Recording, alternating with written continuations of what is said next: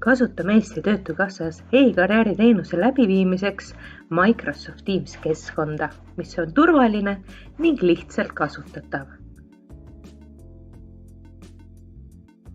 E-teenusel osalemiseks vajate head ning stabiilset internetiühendust.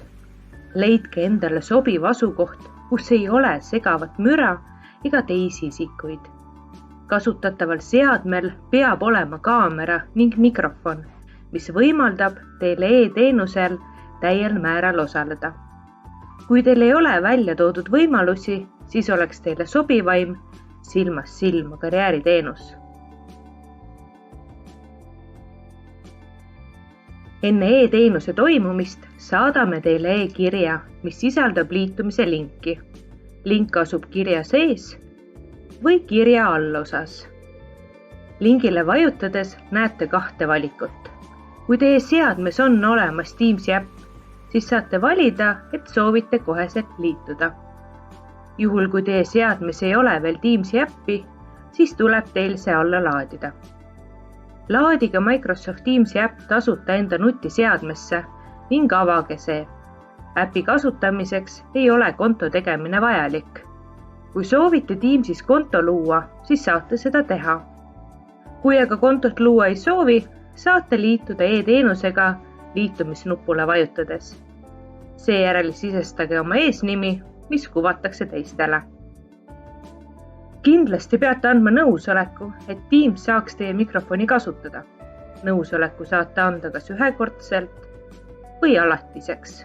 Peale nõusoleku andmist suunatakse teid virtuaalsesse ooteruumi, kus viibite, kuniks meie karjäärispetsialist kinnitab teie liitumissoovi.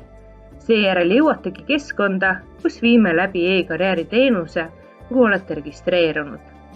Ekraani keskosas näete esitlust ning allosas teisi osalejaid ning nende nimesid. Esitluse paremaks nägemiseks soovitame seadet keerata horisontaalsesse asendisse.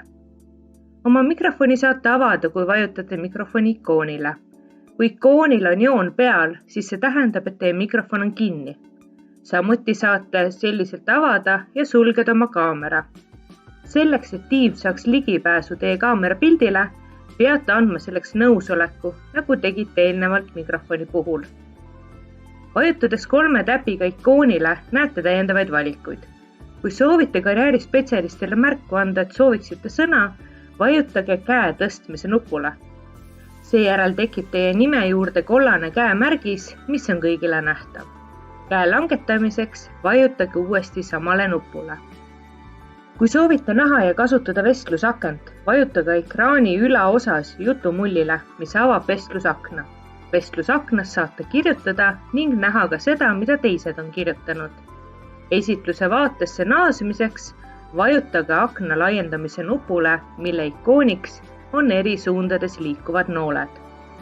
Vaikimisi kasutab Teams sätteid, mida kasutatakse tavakõne ajal. Kui te ei kuule teisi väga hästi, siis saate valida heli edastamiseks kõlari. Aitäh vaatamast ning loodame teid peatselt kohata e-karjääri teenusel.